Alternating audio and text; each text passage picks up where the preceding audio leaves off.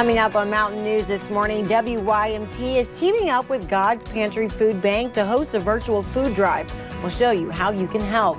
And as COVID-19 continues to put a strain on local businesses, we talked with a bed and breakfast owner here in Hazard about how they are adapting. And we take a look at how Kentucky lawmakers wrapped up the final day of the 2020 legislative session in light of changes resulting from COVID-19. Dedicated to Eastern and Southern Kentucky, this is WYMT Mountain News This Morning.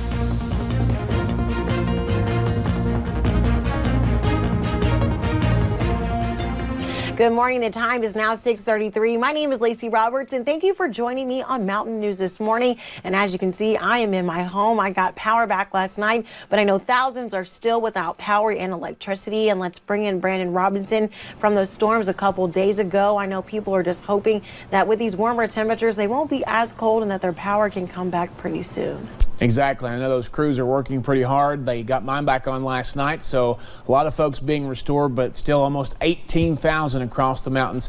Two different companies without power, and there may be more that we don't know about. We can only track some of the bigger power companies with their outage numbers. But this morning, another cold one to start us off here on this Thursday. Freeze warning and frost advisory in effect until 9 o'clock. The freeze warning is the counties in purple, which is most of the folks there, and the frost advisory is the ones down to the south. Let's take a look at our Pikeville Medical Center camera as we head out the door this morning. And a fairly nice start to the day here, not here, but over in Pikeville this morning. And we're going to see some colder temperatures to go along with that. Pikeville right now at 32 degrees, 32 also in Prestonsburg, Hazard and Jackson, Logan 2. The warmest spot in the region is 36 in Harlan. The coolest spot, 27 in Irvin up in Estill County. 56 later today. It's going to be a nice day once we get past all this. Hopefully a warmer night ahead too, as we'll only get down to right around 40. Lacey? Thank you, Brandon. With the recent weather wreaking havoc on people across the region, power outages, fallen trees, and no electricity and mudslides are a common story. But for one family in Pike County, this week's storms gave them a second mudslide just after they had finished cleaning up the debris from a previous one. WYMT's Buddy Forbes has more. One Friday night a few weeks ago, Daniel Baker was working in his garage when his grandson heard a sound coming from the hill behind their home. Well, when it came through the back wall of the garage, I decided it was time for me to get out of the garage. That sound was a falling tree, courtesy of a mudslide that was making its way down the hill, eventually surrounding the Baker's house. By daylight, there was 3 feet of mud in the garage, and it was all down going across the road down here, and the yard was full. Leaving them with a mess and a lot of questions. I was dumbfounded. I didn't know what to do. So he reached out to Kentucky's Division of Abandoned Mine Lands, who had crews on site by the next day. They cleaned everything up back to the back of the hill, behind the house, the garage. But that clean slate did not last long. Sunday night's storms put the slide back on the move, bringing more mud from the hillside. It's nobody's fault. It just happened. Baker says the second time was not as bad because of the wall the crews put up during the previous cleanup. But that's part of life. This is part of life. It's just something we got to deal with. And he is glad to know they are doing their best. Oh, yeah. To help the family get their lives back to normal. I don't like mowing grass, but it'll be an enjoyment again. In Pike County, Buddy Forbes, WYMT Mountain News. Baker says the construction company that he has been working with and the representatives from the AML have been more helpful than he has ever needed or anticipated during all the times in this mess. And for those who live in West Prestonsburg, it will take a little bit longer for you to get home as a bridge near Archer Park on Kentucky South 2555 is temporarily closed. The bridge is closed due to several cracking and separation of the bridge's pavement. After a complaint due to the cracking, bridge engineers closed the bridge to cars and people walking across. They plan on starting construction today and making sure that there is no structural damage.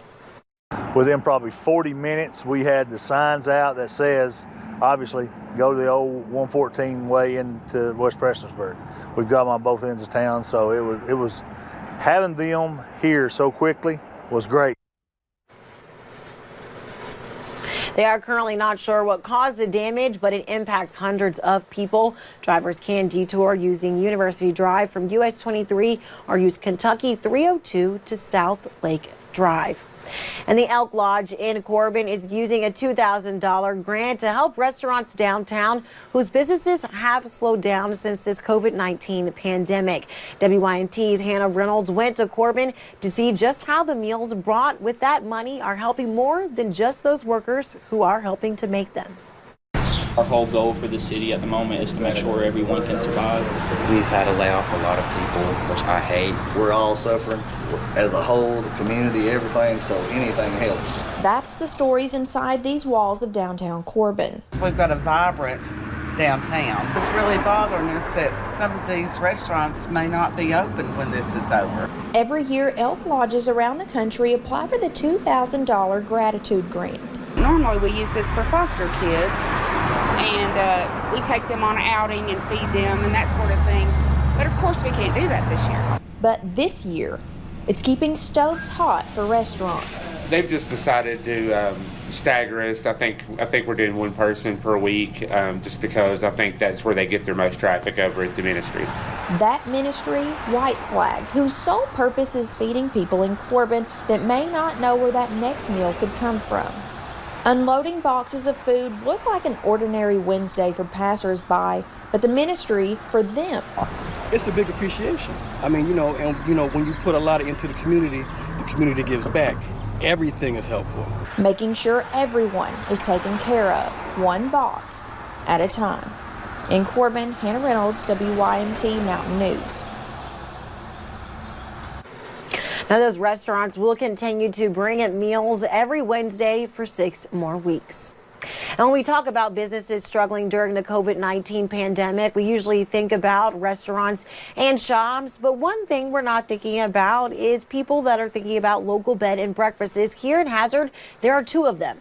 One in the iconic Goose House. Sherry Spradlin, who owns the Harmony House and the Goose Inn, says that 2020 was shaping up to be one of their best years. That momentum has come to a screeching halt as travel is at a stunning low. The Harmony House cannot take bookings at all because that is where Spradlin lives, and bookings at the Goose Inn require special safety precautions. I can leave them a key, let them go in. They have to look around for themselves, which I hate, but that's okay. They're still getting to go in. Once a customer leaves, Sherry sterilizes everything and leaves the room empty for 2 to 3 days. The lack of guests at the bed and breakfast also has an effect on tourism, as Spradlin's guests eat out at local restaurants and shop in town. Kentucky lawmakers spent their Wednesday working to wrap up the 2020 legislative session. They continued to vote and override vetoes issued by the governor and considered a COVID-19 relief bill. But some lawmakers have been critical of the decisions made by the governors. WYMT's Phil Pendleton has more on what happened at the state capitol.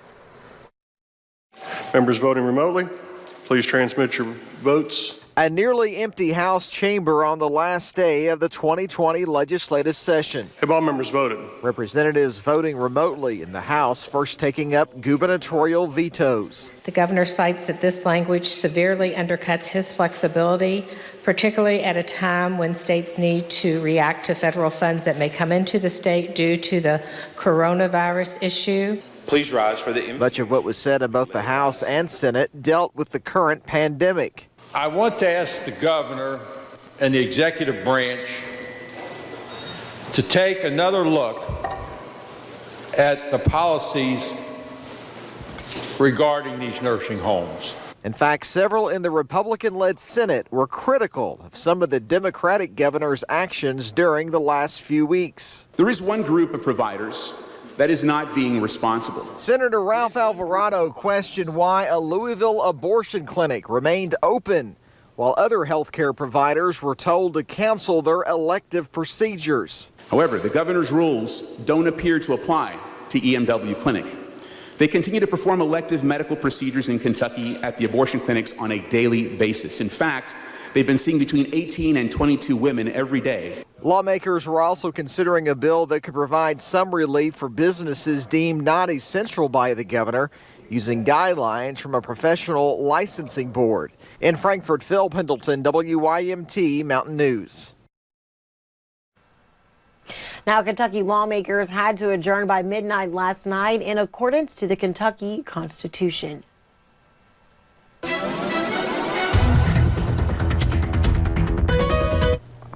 Active alerts this morning as we head across the region until 9. Freeze warning and frost advisors. Another cold day on tap for us. 20s and 30s. Temperatures actually going up. Moorhead up to 30 now. They were 28 earlier, but you're seeing a lot of low to mid 30s across the region. The exception Irvin at 27 up in Estill County. Today later on, sunshine after some frost this morning. Temperatures top out right around 56 degrees. Lacey.